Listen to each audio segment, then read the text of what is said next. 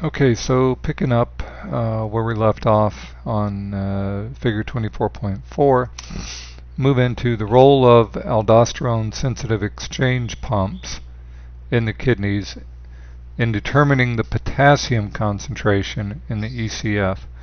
So what does all that mean? Basically, what it means is that the primary mechanism of potassium secretion involves the exchange pump at the cellular level, which exchanges potassium for sodium. Sodium into the cell, potassium out of the cell. That's at the tubular cell interface. At the cell ECF interface, you have the exchange of potassium into the cell and sodium out of the cell. So the key is noticing which pump it is. At the tubular interface, you have the aldosterone-sensitive exchange pump, but at the ECF interface, you have the regular sodium-potassium exchange pump. So things that happen in the kidney that affect potassium balance. Well, under normal conditions, the aldosterone sensitive pumps exchange potassium in the ECF for sodium in the tubular fluid. This results in a rise in plasma sodium levels and an increased loss of potassium in the urine. But when the pH falls in the ECF and the concentration of hydrogen ion is relatively high, meaning it's an acidotic state, then these exchange pumps will bind hydrogen instead of potassium. This will help to stabilize the pH of the ECF, but at the cost of or causing increasing potassium levels in the ECF. When potassium is low, it's called hypokalemia. And hypokalemia, according to your book, is considered to be below 2 milliequivalents per liter in the plasma. What can cause this? Diuretics can cause it, or a condition called aldosteronism, where you have excessive aldosterone secretion. Symptoms of low hypokalemia or hypokalemia are muscular weakness followed by paralysis, and these can be potentially lethal when affecting the heart. Hyperkalemia, considered above 8 milliequivalents per liter, can be caused by a chronically low pH, like we talked about a couple of slides back. If you have low pH, that's acidotic. The pumps are going to exchange hydrogen for potassium in order to get rid of the hydrogen. So that's going to cause an increase in potassium that's left behind in the body. Kidney failure will cause hyperkalemia. Drugs that promote diuresis by blocking the sodium-potassium pumps will cause hyperkalemia. Symptoms of a high K are muscular spasm, including heart arrhythmias.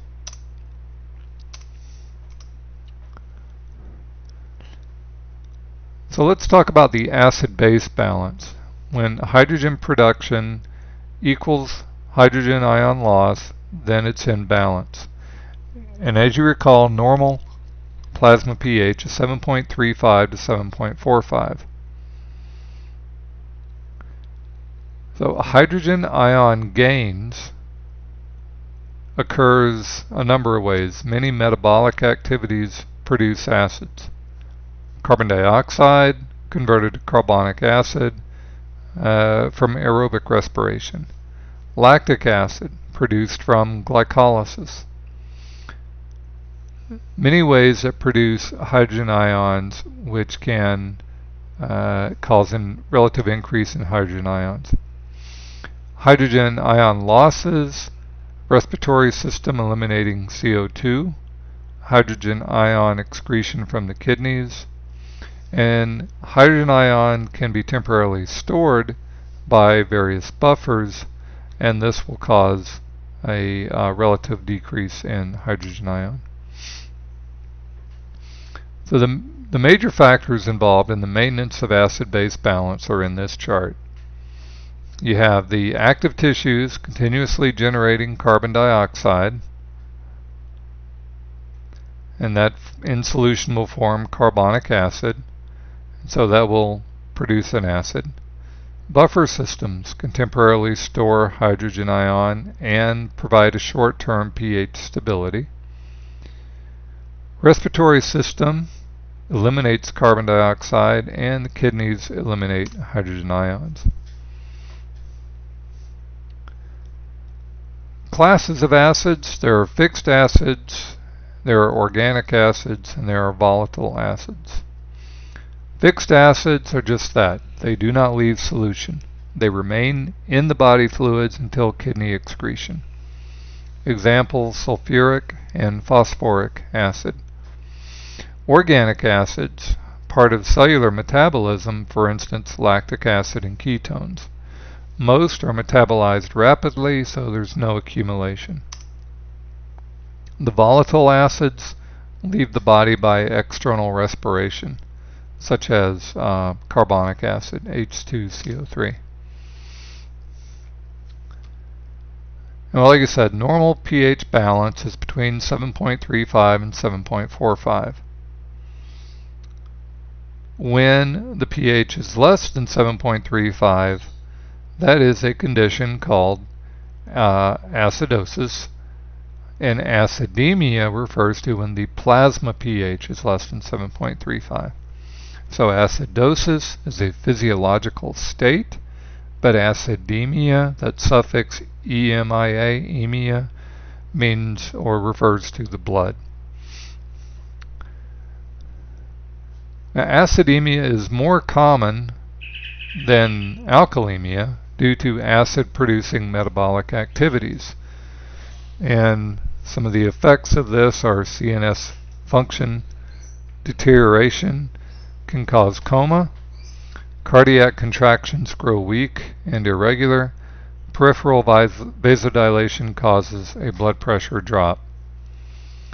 Alkalemia, plasma pH greater than 7.45. Alkalosis, again, the physiological state of a high pH. Alkalemia is also dangerous, but it's not as common as acidemia. Here's the pH scale, 7.45 right here in the middle, well, this would be 7.5, so just to the left of that, 7.4, 7.45. That's the normal range. Lower numbers, acidic; higher numbers, basic or alkalosis.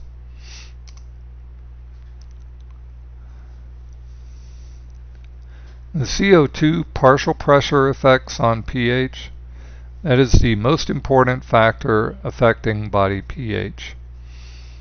Here's our all familiar formula: hydrogen plus water plus carbon dioxide yields carbonic acid, H2CO3, which will dissociate to a hydrogen ion and a bicarb anion. It is a reversible reaction, meaning it can go backwards or forward, and it buffers body pH.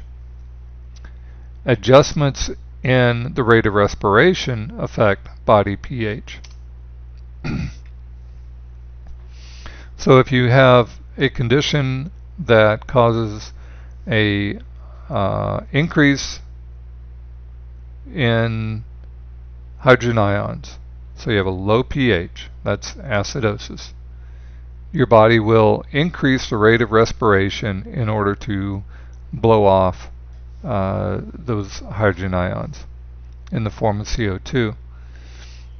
The opposite will occur if you are alkalotic. Your respiration rate will decrease in order to maintain the CO2. So we're talking about buffer systems. What is a buffer? A buffer is any substance that opposes changes to the pH by removing or adding hydrogen ion. So that's a key factor there, removing or adding hydrogen ion. And a buffer generally consists of a weak acid, an anion released by its dissociation. Now don't be confused by this HY down here at the bottom. It's basically the same thing we've been talking about with the other formula, only they're just using some different variables here. So H being the hydrogen ion, Y being a weak acid. HY dissociates to hydrogen ion and a Y anion. It can go backwards. The H combines with the Y to make HY.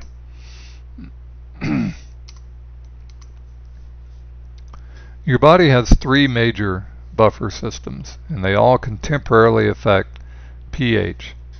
The hydrogen ion is not eliminated by the buffer system.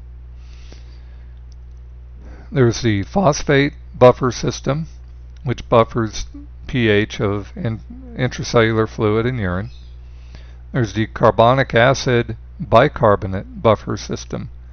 That's the most important one in the extracellular compartment. It is reversible. It uses bicarb reserves from sodium bicarb in the extracellular fluid. The protein buffer system is in both ICF and ECF. The protein buffer systems usually operate under acid conditions because they bind hydrogen ion. Examples are the hemoglobin buffer system. You have carbon dioxide plus water yields carbonic acid, dissociates to bicarbonate and hydroxyhemoglobin, or hemoglobin with a hydrogen ion. This hemoglobin buffer system is the only intracellular system with immediate effects. Other examples of a protein buffer system are amino acid buffers and plasma proteins. Here you see the three major buffer systems. In the intracellular fluid, you have the phosphate buffer system and the protein buffer system. Extracellular fluid, carbonic acid bicarb buffer system, which is the most important in the ECF. But the ECF also uses the protein buffer system. So the protein buffer system is the only buffer system used in both ICF and ECF.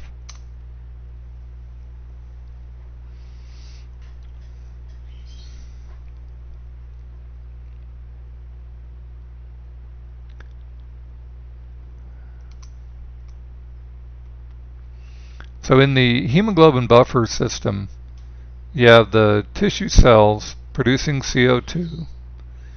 CO2, upon entering the plasma, will combine with water and then go through our familiar equation in the red blood cell itself. The red blood cell will then bind the hydrogen ion to the hemoglobin. When this red blood cell gets to the lungs in the alveoli, then the equation reverses. The carbonic acid will give off water, which re-enters the plasma, and carbon dioxide, which will be released with exhalation in the lungs.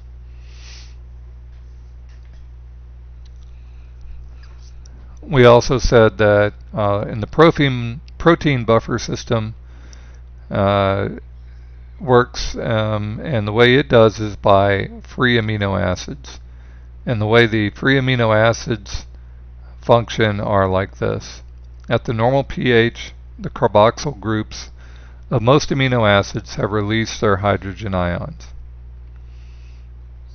If the pH drops, the carboxylate ion and the amino group of a free amino acid will act as a weak base and accept additional hydrogen ions. So this is going to act as a weak, or over here, this is going to act as a weak base, and it's going to accept these free hydrogen ions because you have a relative increase in hydrogen ions in a low pH. Once they do accept, and the result is going to be a carboxyl group and an amino ion respectively. So many of these R groups will also accept hydrogen ions, forming RH compound.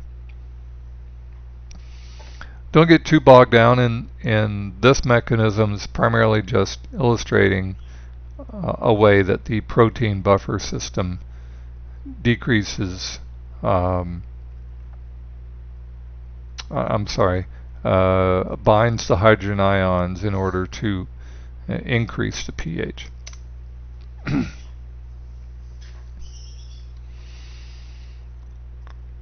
Now, some disorders of the body buffer systems, you have metabolic acid-base disorders and you have respiratory acid-base disorders.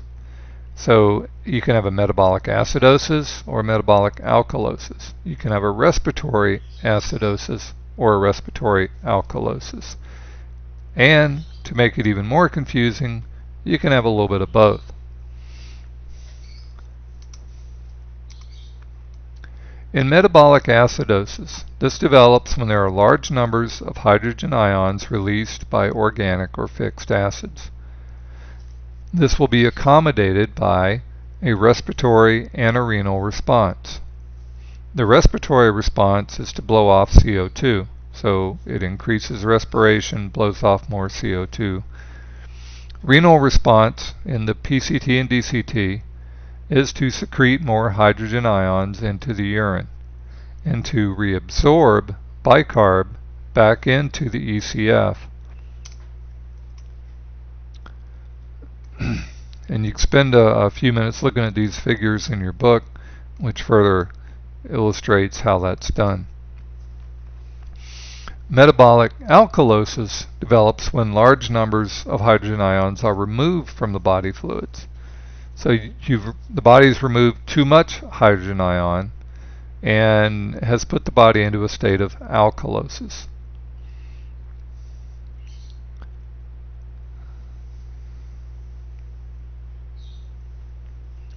The rate of kidney hydrogen ion secretion declines. Tubular cells do not reclaim bicarb, so bicarb is allowed to pass out of the body.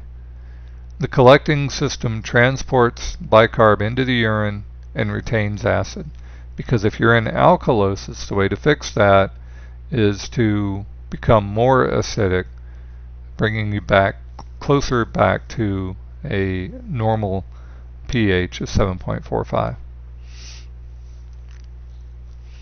Metabolic alkalosis is also accommodated by respiratory and renal responses. The respiratory response is to decrease respiratory rate. So by decreasing the respiratory rate, you're not breathing off as much CO2, so you're retaining that, again, to offset the alkalosis. Renal response, bicarb is secreted into the urine in exchange for chloride, and hydrogen ion is actively reabsorbed into the extracellular fluid. So hydrogen ion is to acid as bicarb is to base. And here's the figure illustrating how that happens, as well as here. Moving on into respiratory acid-base disorders.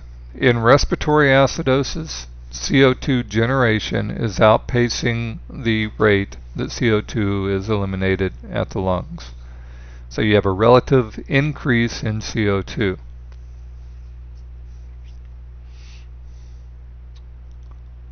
Okay, I'm going to have to stop here and go to part 3.